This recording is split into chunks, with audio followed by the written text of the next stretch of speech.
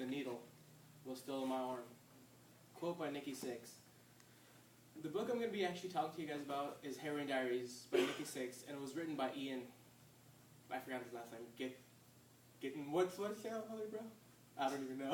Just keep going. Yeah, but what happened was that the reason I picked this book is I've had like problems before. I've had actually heroin addiction before, and the reason I chose this book is like it kind of goes hand in hand with what I've been through.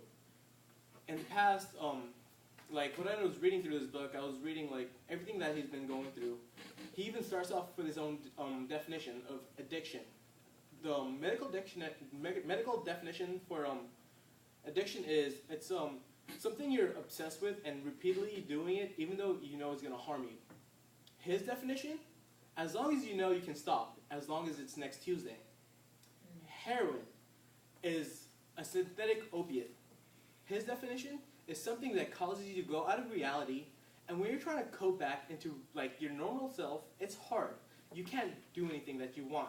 You're just completely oblivious to the whole world. Well, when I was with this story, going along with it, I was a Motley Crue fan since I was like yay high. And I love Motley Crue, listening to him, and idolizing him.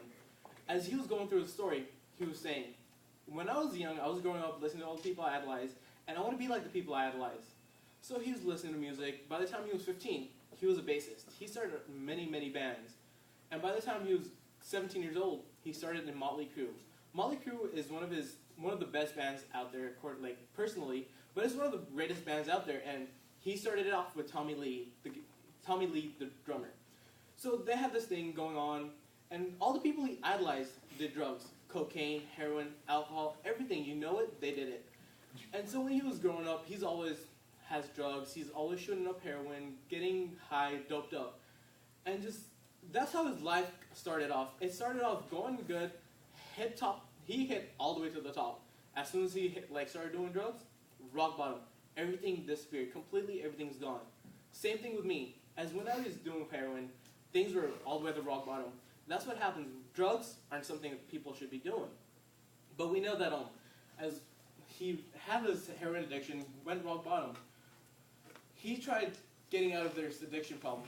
It wasn't easy for him. What happened? He was going through his phases, going through his heroin addiction, daily by daily. He has needles in his arm. He's doped up. He's drunk. He's sniffing cocaine. And the best person that he's with is Tommy Lee, his best friend, a drummer from the band. And they're going day by day, hanging out, doing drugs. And the only thing that his buddy didn't do was heroin. Heroin he knew was going to harm you.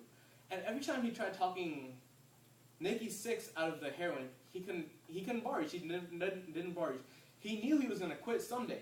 But every time he said, like I said, the definition for his addiction was as long as you're going to quit, as long as it's next Tuesday. By the time next Tuesday is here, it's already the next Tuesday. He's going to be like, I'm going to be quitting the next Tuesday. It's a continuous process. So by the time everything was happening and going through his life, he realizes that heroin is really messing up my life. By the time he goes through his whole problems, he never went through rehab. One day, he decided to take everything he could. He mixed cocaine, heroin, anything, you name what kind of drug, he mixed it all in one and shot himself with it.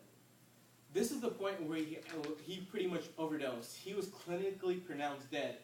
By the time he was in the hospital, dead, he actually, I don't know how it's a miracle, but he survived. He's still alive today. With all the drugs that he's done,